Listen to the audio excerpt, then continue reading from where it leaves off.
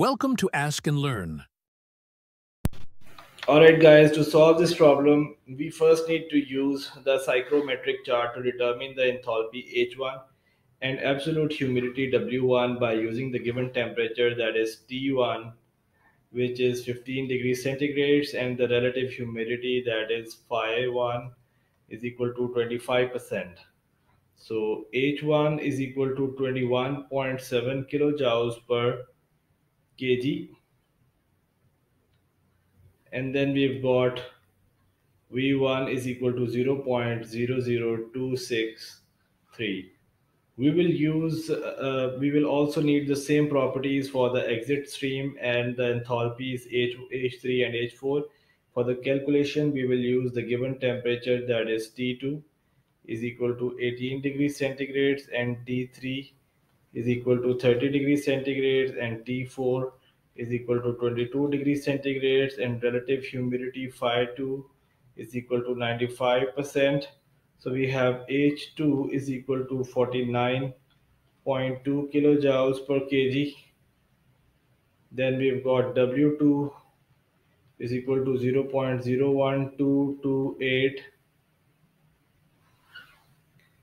Then we have H3 is equal to 126 kilojoules per kg, and we have H4 is equal to 92.3 kilojoules per kg. We will now use the mass flow rate balances for water and air and rearrange them to simplify the upcoming calculations. So we have MA1 is equal to MA2 is equal to MA.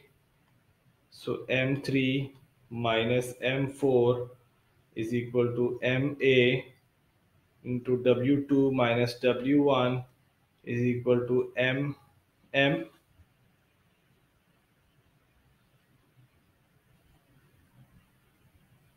So next we can take the energy balance equation and solve it for the needed mass flow rate MA. For the calculation, we will need the given mass flow rate of water, that is M3 is equal to 5 kg per second. So 0 is equal to MA into H2 plus M4 into H4 minus MA into H1 minus M3 into H3. So 0 is equal to MA into H2 minus H1 plus minus MA into W2 minus W1 plus M3 into H4 minus M3 H3.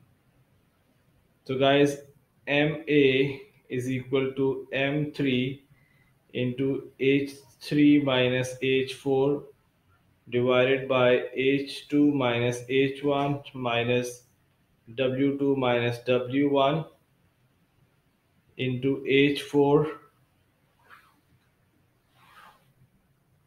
So that is equal to 5 into 126 minus 92.3 divided by 49.2 minus 21.7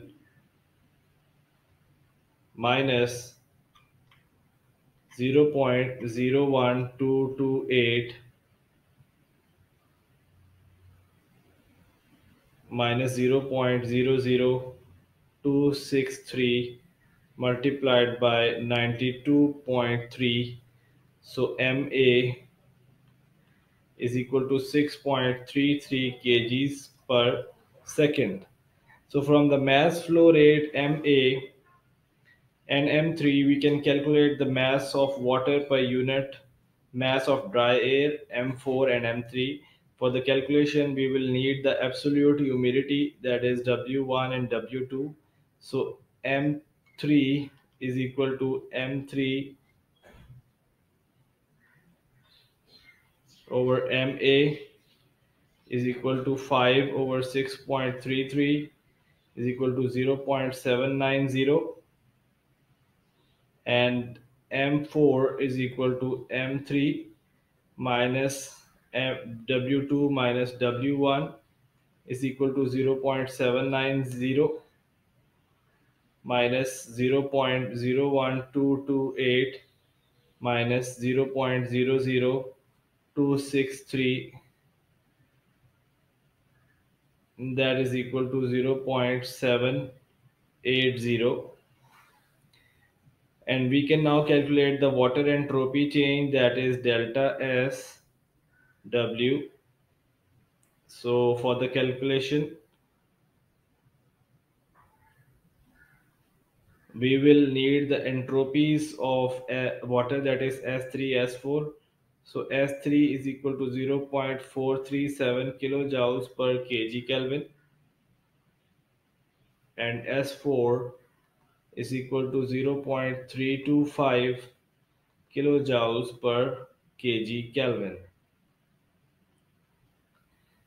Now we have delta S W is equal to M4 into S4 minus M3 multiplied by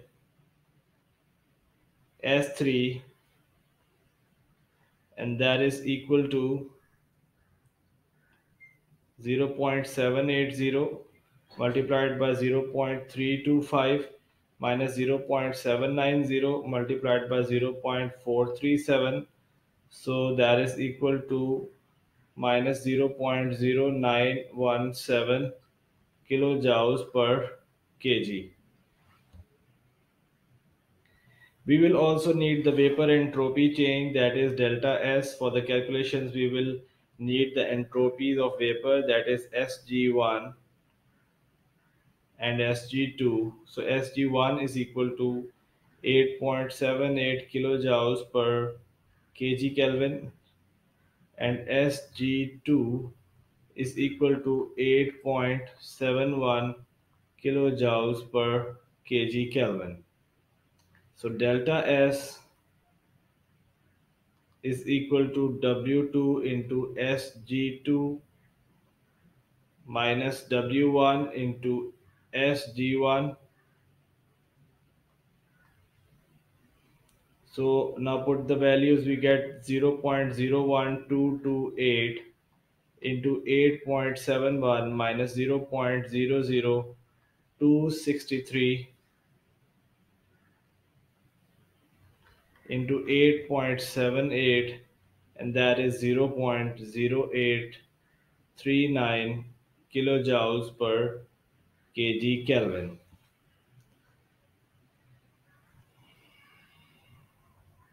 We will need the dry air entropy change, that is delta SA. To calculate it, we will use the dry air pressure PA1 and PA2. For the calculation, we will also need the vapor pressure PV, and the P is equal to 100 kilopascal, and the relative humidity, that is phi. So PV1 is equal to phi 1 into Pg1 is equal to 0.25 multiplied by 1.71 is equal to 0.4275 kilopascal. Then we have PA1 is equal to P minus Pg1, PV1,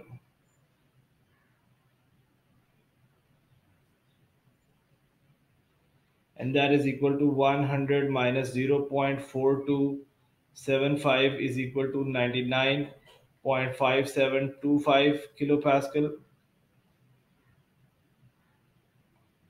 Then we have PV2, that is equal to phi 2 minus Pg2 is equal to 0.95 multiplied by 2.06 is equal to 1.957 kilopascal. And then PA2 is equal to P minus PV2 is equal to 100 minus 1.957 is equal to 98.043 kilopascal. So the change in entropy, so the entropy change is then calculated as delta SA is equal to Cp into natural log of T2 over T1 minus R natural log of PA2 divided by PA1. So guys, now we put the values. Delta SA is equal to 1.05005 into natural log of 291 divided by 288 Kelvin and minus 0.2870 natural log of 98.043 divided by 99.5725 is equal to 0.0149. Delta SA is equal to 0.0149. So guys, we further move the entropy generated. S is the sum of the entropy of all the entropy changes. So S is equal to delta SW plus delta S small s plus delta SA. So we have minus 0.0917 plus 0.0839 plus 0.014 is equal to 0.0071 kilojoules per kg Kelvin. So the work potential lost in the tower X can now be calculated. For the calculation, we will need the ambient temperature, that is T0 is equal to 15 degrees centigrades, and x is equal to T0 multiplied by S.